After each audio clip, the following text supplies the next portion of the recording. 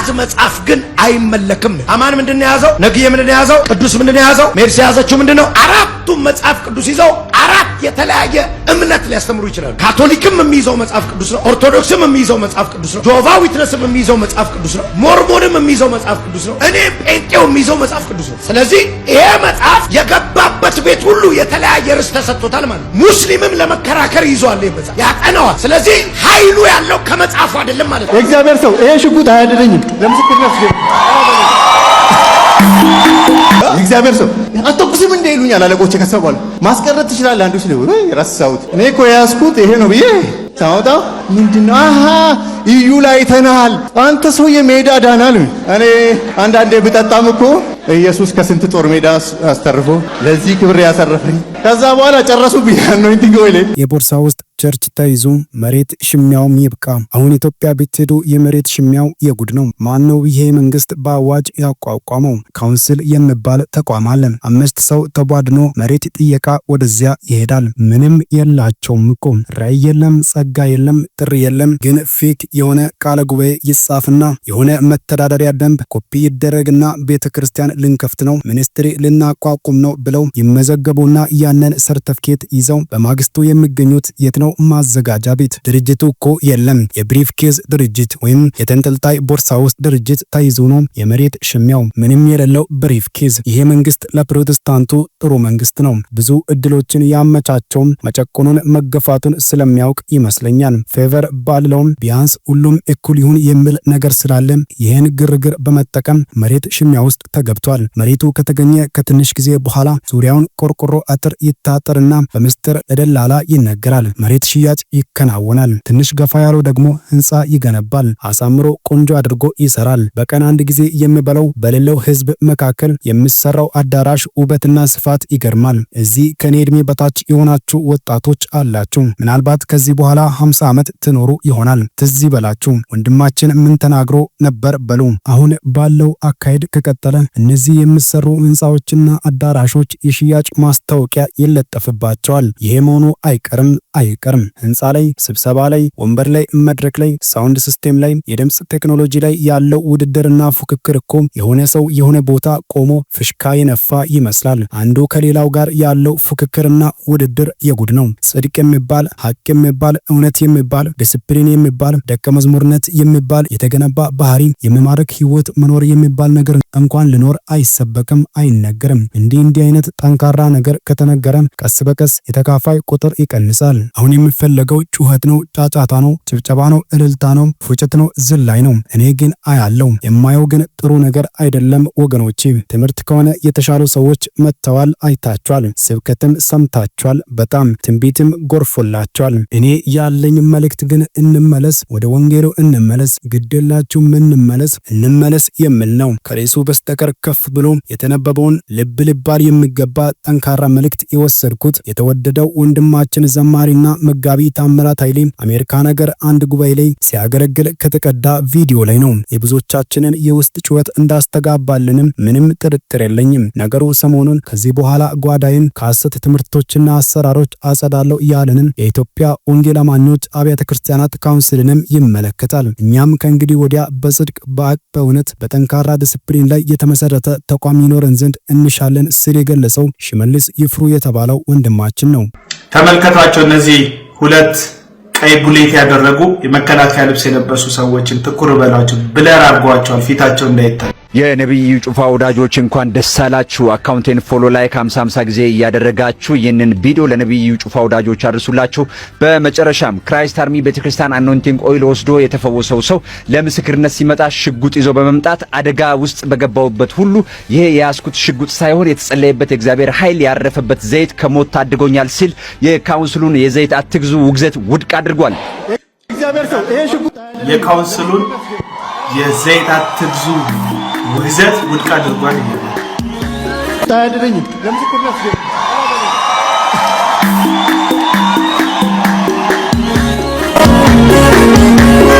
መግዛት ካለባችሁም አንድ አይደለም 10 ግዙም ሲል ተናግሯል። ይሄንን መግዛት ካለባችሁ አንድ አይደለም 10 ግዙ እንደ እኔ መፍትሄ ያገኝ ሲልም መልእክቱን አስተላልፏል።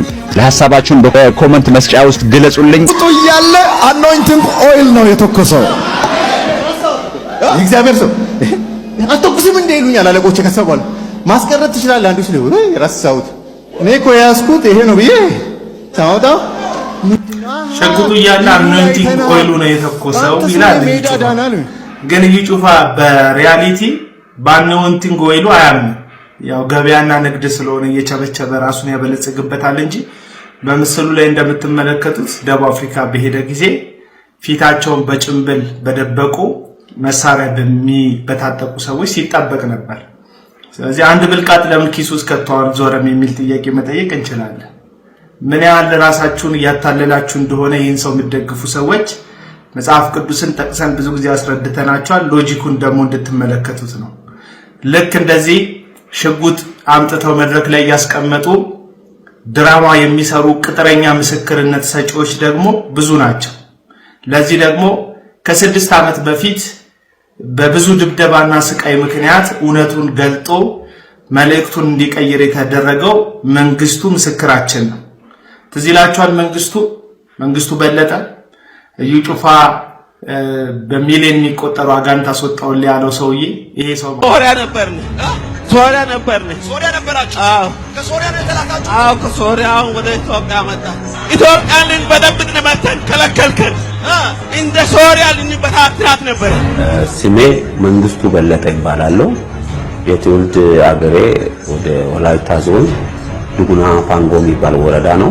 በነቢዩ እዩ ጩፋ ቸርች ሻሸመኔ በ12 መስከረም 12 በተደረገው ላይ 5 ሚሊዮን አጋንንት እንደወጣልኝ አውጣና ነው። ኦኬ፣ ስንት ናችሁ በሱ ላይ ያላችሁት? 5 ሚሊዮን ሰዎች። ኦኬ፣ ነብዩን ግደል ተብላችሁ ነው የመጣችሁ? ሁለት ሰዎች መጥቶ አነጋገሩ። አንደኛው የራሱ የእዩ ጩፋ ወንድም። በዚህም መሰረት ቤተክርስቲያኗ መንግስቱ በለጠ የተባለውን ግለሰብ በሕግ አግባብ እንዲጠየቅ እንደምታደርግ የተገለጸ ሲሆን ይህ ግለሰብ ዳግም ጥቅምት 17 2011 ዓ.ም በወላይታ ሶዶ ከተማ ፉንዱኒያ ሜዳ ላይ ተመልከቷቸው። እነዚህ ሁለት ቀይ ቡሌት ያደረጉ የመከላከያ ልብስ የለበሱ ሰዎች ብለር አድርጓቸው ፊታቸው ይቅርታ የጠየቀ ሲሆን ተመልከቷቸው። ይሄ ሰው ብዙ እንግልት፣ ድብደባ፣ ውክቢያ ደርሶበት ይቅርታ መጠየቅ ባይፈልግም ቅሉ ግን ይቅርታ እንዲጠይቅ አድርገውታል። እነዚህ የመከላከያ ዩኒፎርም አድርገው መንግስቱም ላይ እንደዚህ አይነት ተመሳሳይ ነገር ሲያደርጉ የነበሩ ሰዎች ደግሞ መከላከያ ጭምር ማቃቸው እንደሆነ በዜና አውታር በመጨረሻም በአዋሳ አንድ ሃይማኖታዊ ስነ ስርዓት ላይ መለዮ ለብሰው ሰባኪውን ያጀቡት የመከላከያ ሰራዊት አባላት በቁጥጥር ስር ዋሉ። የመከላከያ ከፍተኛ ባለስልጣን የሆኑት ሜጀር ጀነራል መሐመድ ተሰማ ለመከላከያ ቴሌቪዥን በሰጡት መግለጫ ግለሰቦቹ የሰራዊቱን መተዳደሪያ ደንብ ጥሰው በመገኘታቸው መታሰራቸውን ይፋ አድርገዋል። ሁለቱ የመከላከያ ሰራዊት አባላት ቀይ መለዮ ያጠለቁ ቢሆንም የኮማንዶ አባላት ያልሆኑ በህገወጥ መለዮን ያጠለቁ መሆናቸውን አብራርተዋል። ወታደሮቹ ለረፍት ወደ ቤተሰቦቻቸው በሄዱበት ወቅት ድርጊቱን መፈጸማቸው ተመልክቷል። በአዋሳ በተካሄደው ስነ ስርዓት ላይ ሰባኪው እዩ ጩፋ ማጭበረር ፈጽመዋል በማለት በሌላ መድረክ የተናገረ ሰው ተይዞ ሲገባ የሚያሳይ ቪዲዮ ላይ ተጠቃሾቹ ወታደሮች በአጃቢነት ተገኝተዋል። በቅርቡ አዋሳ ላይ ተመልከቱት። በነበረው በለጠን ያስጨነቁ ያሉት ተሳትፈዋል ተብለው በሐሰት አስጨንቀውት የተነገሩ ሆነ ከፍሎች 10 ሚሊዮን አጋንት ብሎ እንደጮኸ ክፍያ እንደተቀበለ ባጋለጠው ጊዜ አዋክበው አይ ሌሎች ከፍለው ነው ብሎ እንዲመሰክር ከእንደገና በድብደባ ብዛት ሀሳቡን አስቀይረውታል። የበለጠ የመንግስቱ በለጠ ሐሳብ ማለት ነው። የሰራዊት አባላቶቹ አገር ቤት ፍቃድ ወደ ቤተሰብ ሄደው እዛ አካባቢ በረፍት ጊዜ ላይ እንዳሉ ይሄን ይመስላል። እንግዲህ እነዚህ ሰዎች ሐሰተኛ ምስክሮችን አጋንንት አለበት እያሉ ሽባ ነው እያሉ እውር ነው እያሉ እንደዚህ መወለድ አይችልም እያሉ ብዙ ምስክርነቶችን ፋብሪኬት እያደረጉ በየመድረኮቻቸው አቅርበው ራሳቸውን እንደፈዋሽ እግዚአብሔር ከነሱ ጋር እንደሆነ አድርገው ድራማ ይሰራሉ። እግዚአብሔር ግን ጭራሽ ከነዚህ ሰዎች ጋር ከእውነተኞቹ ጋር ይህን ስል የእኛ አምላክ አይፈውስም፣ አያደርግም፣ አይረዳም፣ አይሰራም እያለን አይደለም። በደንብ በህይወቴ ብዙ ነገር አይቻለሁ። እኔም ብዙ እልፍ ክርስቲያኖችን የእግዚአብሔርን ሕያውነት አይተናል፣ እንመሰክራለን። በነዩ ጩፋ የሚደረገው ግን ከድራማ የዘለለና መጽሐፍ ቅዱስ ከማያውቀው ዊች ክራፍት ስፒሪት የመነጨ ድርጊት እንጂ በፍጹም መጽሐፍ ቅዱስ የሆነ ልምምድም ድርጊት የሌላቸው ሰዎች ናቸው። ጌታ ኢየሱስ ይባርካቸው። የኢትዮጵያ ቸርች ከፍተኛ ዋጋ በመክፈል ላይ ትገኛለች። አሁን በዚህ ኔግሊጀንስ ምክንያት ወንጌል ሌላ መስሎን 20-30 ዓመት መከራ በላ። አሁን ዋጋ እየከፈልን ፍሬዋን እየበላን። ኢየሱስ የተናገረው ምሳሌ የእግዚአብሔር መንግስት እርሻ ውስጥ መልካሙን ዘር የሆነውን ስንዴ የዘራን ገበሬ ትመስላለች አለና ጎን ለጎን ግን ሲበቅል እንክርዳድ አብሮ ተገኘ እና እንክርዳዱ ከየት ተገኘ ሲባል እንክርዳድ ማለት ስንዴ መሳይ ስንዴ ያልሆነ፣ ወንጌል መሳይ ወንጌል ያልሆነ ማለት ነው። ኢየሱስ ይላል ጌታ ነው ምናምን ይላል መሳይ ፎርጅድን በጣም ከባድ ያደርገው ለመለየት ኦሪጂናሉን ስለሚመስል ነው። ባይዘው የሆነ የናይኪ ነገር መግዛት ፈልጋችሁ ሌላ ቢል ናይኪ አይደለም ብላችሁ ነው የምታልፉት። ግን ናይኪን ጽሑፏን ትንሽ ነገር አርጓት ነገር መለየት ከባድ። ብር ፎርጅድ ብር ነኝ ቢል ማን ያነሳዋል? መሳይ ነው ፎርጅድ ብር። መሳይ ተዘርቷል። ልስን ወንድሞች ይጠቅማችኋል በጣም። ከዛ ምን ይላል? መልካምን ዘር ዘርተህ ነበር ይላል። መልካምን ዘር ዘርተህ ነበር። እንክርዳዱ ከወዴት መጣ ሲሉት እንትኖቹ ሰራተኞቹ ተኝተው ሳሉ መጥቶ ጠላቴንን አደረገ። ተኝተው ሳሉ ጠላቴን አረገ። ቸርች ተኛች፣ ጠላቴን አረገ። ወንጌል አልሰጠን፣ ወንጌል አልሰበክን፣ ኢየሱስ የለ፣ መድረካችን በሰው ተሞልቶ አሁን ዋጋ መክፈል ጀምረናል ሳይሆን ዋጋ በመክፈል እያደግን አለን። እኔ ጳውሎስ ሁለተኛ ጢሞቴዎስ ላይ አንድ ጊዜ ኧረ በስመ አብ ምናምን ብዬ ተገርሜ ያውቃሉ። ከእሱ ጋር ማውራት ነው የቀረኝ አንድ ቀን ሳነብ ደንግጬ ማለት ነው። እነኛ ሐሰተኛ ሰዎች እየሳቱና እያሳቱ በክፋት እየባሱ ይሄዳሉ ይላል እና ካሁኑ ይበዛል ብዬ ነበር የዛሬ 10 ዓመት። አሁን እነኛን ማመስገን ጀምረናል። ደግ መናፍቅ ጋር አይደል እንደ መከራ ስንበላ የነበረው ማለት ያሁኑ በጣም አኖይንትድ ነው። ማን እንደቀባቸው እግዚአብሔር ያውቃል እንጂ የካቻምናዎቹን እኮ እንዲህ የዋህ ነበር ማለት ጀመረ። ተቀር ለምን እየባሱ ይሄዳል? የቆየውን የሚያስንቅ እየሆነ ይመጣል። የቆየውን የሚያስንቅ እየሆነ ይመጣና መጨረሻ ላይ ዋናቸው ሲገለጥ አምልከኝ ይልሃል። ግን እየባሰ ይሄዳል። ኢየሱስ የሌለበት ሰው ብቻ፣ ሰው ተኮር፣ ገንዘብ ተኮር፣ ሹመት ተኮር። ጳውሎስ ተቀባ የሚል ጴጥሮስ ተቀባ ወይም የተቀቡ አገልጋዮች የሚል ያነበበ አዲስ ኪዳን መጽሐፍ ውስጥ ማን ነው የተቀባው? ቀብቶኛል ያለ ማን ብቻ ነው? ክርስቶስ። ለምንድን ነው እነ ጴጥሮስ ለምንድን ነው 27ቱ መጽሐፍ ቅዱስ ውስጥ ስናነብ የጳውሎስ መልእክታት ውስጥ ስናነብ የተቀቡ ወንድሞቼ ወደ እናንተ ይመጣሉ፣ ቅባታሙ ጢሞቴዎስ ወደ እናንተ ይመጣል፣ እንትና በቅባት ሆኖ ይመጣል የሚል አሁን ቅባት የምንለውን ንግግር አንድ ቦታ ማታነቡት ለምንድን? ድሮ ላይ ወንጌል ከናይጄሪያ ሳይመጣ በፊት ወንጌል ከምናምን ሳይመጣ በፊት ማን ብቻ ነው የተቀባው? the anointed one ቅዱሱ ማን ብቻ ነው? ክርስቶስ ሲሆን እሱም የቤተ ክርስቲያን ራስ አደረገው።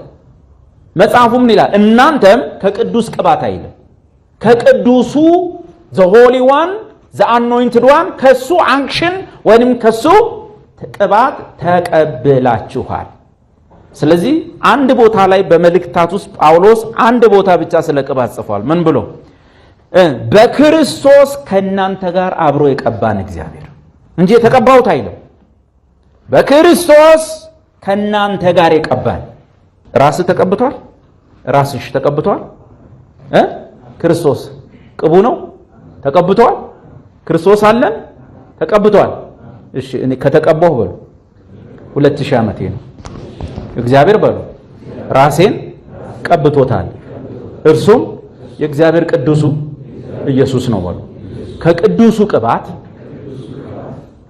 አሁን አማርኛው በቃ ቅባቱን ይመስላል ቅዱስ የሚያስመስለው ከቅዱሱ ቅባት ወይንም ከክርስቶስ ቅባት ምን ብያለሁ ተቀብያለሁ በሉ ከክርስቶስ ቅባት ተቀብያለሁ እግዚአብሔር በሉ ከክርስቶስ ጋር ቀብቶኛል እንጂ አንድ ሰው የብቻ ተነጥሎ እኔ ተቀብቻለሁ እናንተ ገና አልተቀባችሁም ካለ ምንም ከማቴዎስ እስከ ራዕይ ባለ ንባብ ይሄንን መገለጥ አታገኝ ይሄን ትምህርት አታገኝ አማኞች ሁሉ የተቀቡ ናቸው የተቀባው ራሳቸው ነው እነሱም ከዛ ከቅዱሱ the holy one ከሱ ቅባት ምን ብለዋል ተቀበለዋል ገብተ መጽሐፍ ቅዱስን አጥና ፈልግ የሆነ ግለሰብ ተቀባ እንትና አልተቀባም የሚል ቃል የለም እግዚአብሔር ክርስቶስን ቀብቶታል ከእርሱ ደግሞ ቅባት ሁላችንም ምን ብለናል ተቀብለናል መጽሐፍ ነው የሚለው መጽሐፉ ሊሻር አይችልም ሁሉ ጊዜ ኮንፊዥን ውስጥ ሁሉ ጊዜ ግራ መጋባት ውስጥ ሁሉ ጊዜ ወደማንወጣበት አዘቅት ውስጥ የምንገባው ያልተጻፈ ስናነብ